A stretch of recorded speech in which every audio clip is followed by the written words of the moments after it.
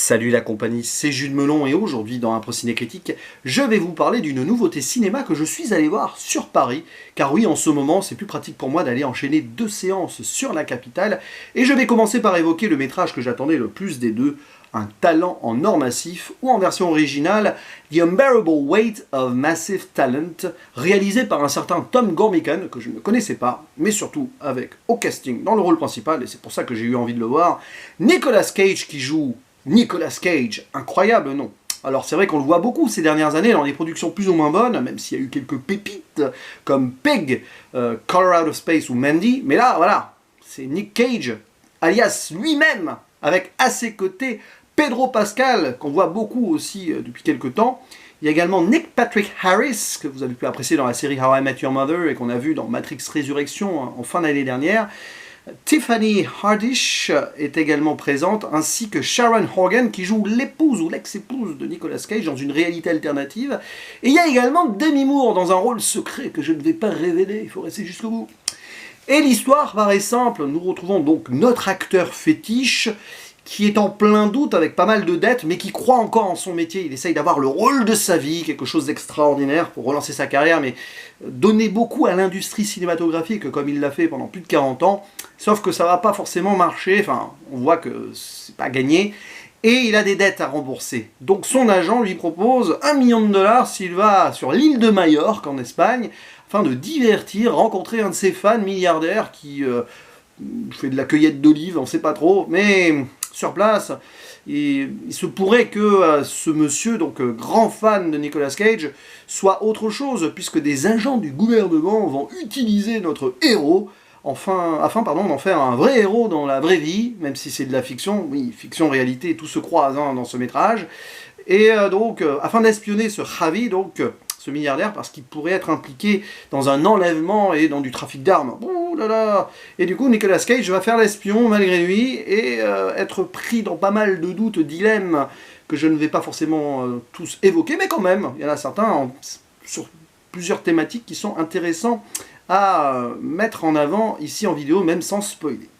Et alors, c'est le genre de film que je m'attendais à voir, c'est très bien. Si vous aimez Nicolas Cage, vous en aurez pour votre argent, c'est très plaisant, il y a de l'autodérision, il y a aussi de la réflexion sur son métier, sur le, on va dire, carrément l'aspect acteur au sens large, sur l'industrie cinématographique, sur la cinéphilie, il y a beaucoup de choses là-dessus. Et en même temps, on a une intrigue sympathique à suivre en mode divertissement, film d'espion, rebondissement, action à certains moments. Certes, c'est pas très finaux, et c'est pas là-dessus que la subtilité va se faire, ni sur le jeu de Nicolas Cage non plus sur certains points, puisqu'il est vraiment dans l'excès exprès, mais c'est jouissif. Et rien que pour cela, le film réussit, s'assume jusqu'au bout, et on passe un très bon moment. Alors non, ça ne sera pas le brûlot de l'année, clairement, mais sur le plan réflexion, il y a des choses à en tirer, au-delà donc de la performance d'un Nicolas Cage qui se fait plaisir, d'autant plus qu'à un moment il se dédouble, sans en dire plus, il se donne la réplique à lui-même, à son doppelganger, Nick Cage, en mode plus jeune et exacerbé, on le voit dans la bande-annonce quand il fait Nicolas fucking... Ça dure plus longtemps, Cage, basse, c'est ça, voilà. Mais cela montre justement les doutes d'un homme qui est très généreux, comme il l'a toujours été dans sa carrière, et même avec ses proches, dans un sens, puisqu'il faut savoir qu'il a beaucoup tourné parce que sa mère était malade. Bon, c'est pas évoqué directement ici, il y a eu de la pudeur, mais il le dit à un moment qu'il doit payer, ouais, il fait ce métier, il tourne beaucoup pour ses proches. Et on voit ici que Nicolas Cage, le rôle le plus dur à tenir dans sa vie, c'est celui de mari et de père. Parce que il a divorcé de son ex-compagne, c'est compliqué, mais ils sont encore en relation, et surtout il y a une fille de 16 ans avec qui il a du mal à connecter, il espère qu'elle aura les mêmes passions que lui, il parle de cinéma à fond, mais il ouvre peut-être pas les yeux et ne s'intéresse pas suffisamment à ce qu'elle aime.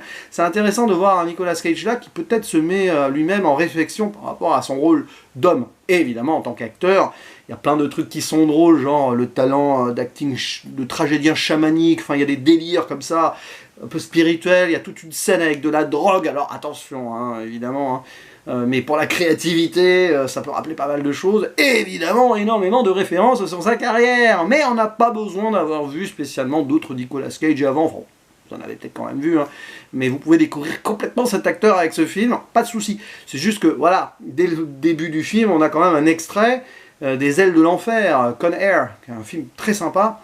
D'ailleurs, c'est un extrait qui est vers la fin, ça spoile presque ce film. Bon, c'est pas grave. Parce que la fille qui se fait enlever au début, qui est une sorte de fille du président de la Catalogne, un truc comme ça, un peu blabla, voilà. Et ben, elle est fan de Nicolas Cage, et c'est elle qui est enlevée, qui va peut-être être retrouvée par Nicolas Cage. C'est une sorte de boucle bizarre. On est dans un univers très réaliste, mais à la fois totalement fictif. Fiction, réalité, voilà. Et donc, oui, il y a ça, les références, bien sûr, à volte-face avec les Golden Guns, hein, les pistolets en or. À un moment, on rentre dans une salle où il y a plein de trophées. Bon, bref, je vais pas vous faire la liste. La tronçonneuse de Mandy, tiens, je suis bien content qu'il ait été évoqué parce que c'est un pur film qui n'est pas passé inaperçu, au contraire, parce qu'il a eu quand même un petit succès d'estime, mais voilà. Donc, pas mal de choses qui n'ont pas de référence à Sailor Elula directement, même si le jeune Nick Cage doppelganger qu'on voit pourrait être sorti de ce film-là quand même. Mais voilà, donc là-dessus, c'est bien. Même des films que je n'ai pas vus plus underground de Nicolas Cage qui m'intéressent. Voilà. Et au-delà de cela, donc le rôle d'acteur face à l'industrie cinématographique, quelques petits tacles aux grosses sagas actuelles qui sont plus basées marketing, et c'est clairement dit là-dessus. J'aime bien l'idée. C'est bon. C'est vrai que c'est un peu, voilà, c'est facile sur le papier, mais encore c'est bien amené, donc c'est cool.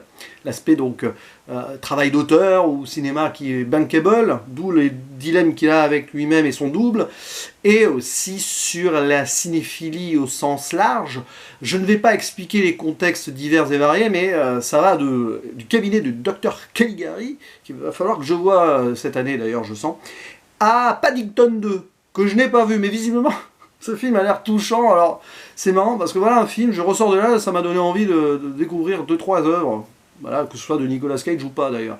Donc c'est cool. Quelques répliques bien pensées aussi. Alors je sais pas si c'est tiré d'autres œuvres ou du casting qui passait au début, enfin qui voulait passer au début, genre 13 millionième de seconde au moment où avant la mort, enfin voilà, si vous avez vu le film et tout, mais c'est super bien joué ça de Nicolas Cage qui nous fait des tirades de pur acteur et en même temps à côté il va cabotiner exprès dans une exubérance qu'on lui connaît. C'est ça la force de cet acteur, c'est qu'il a joué souvent en autodérision, presque en parodie même. Il a cette conscience-là, peut-être de ne pas toujours avoir été au top, mais aussi quand il l'est dans certains métrages. J'aurais aimé plus de références, hein, genre Snake Eyes par exemple. Bon. Eh bien oui, c'est quand même un vrai talentueux du métier. Et donc le voir dans ce film-là, devoir jouer le héros malgré lui, c'est marrant.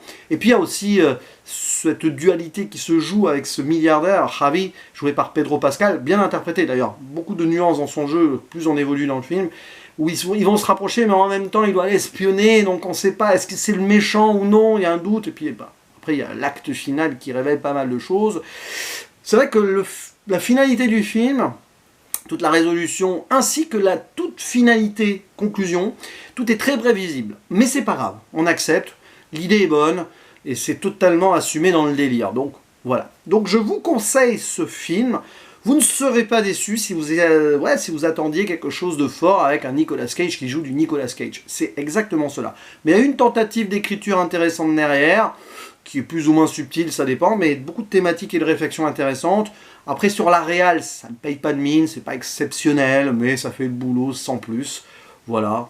L'important, c'est qu'on s'amuse et qu'on prenne aussi quelques moments comme ça pour penser à certaines choses au visionnage de ce métrage. Donc, mission accomplie. N'hésitez pas à dire en commentaire ce que vous pensez de ce film, de l'acteur Nicolas Cage en général. Il ne me reste plus qu'à vous dire à la prochaine. Ciao.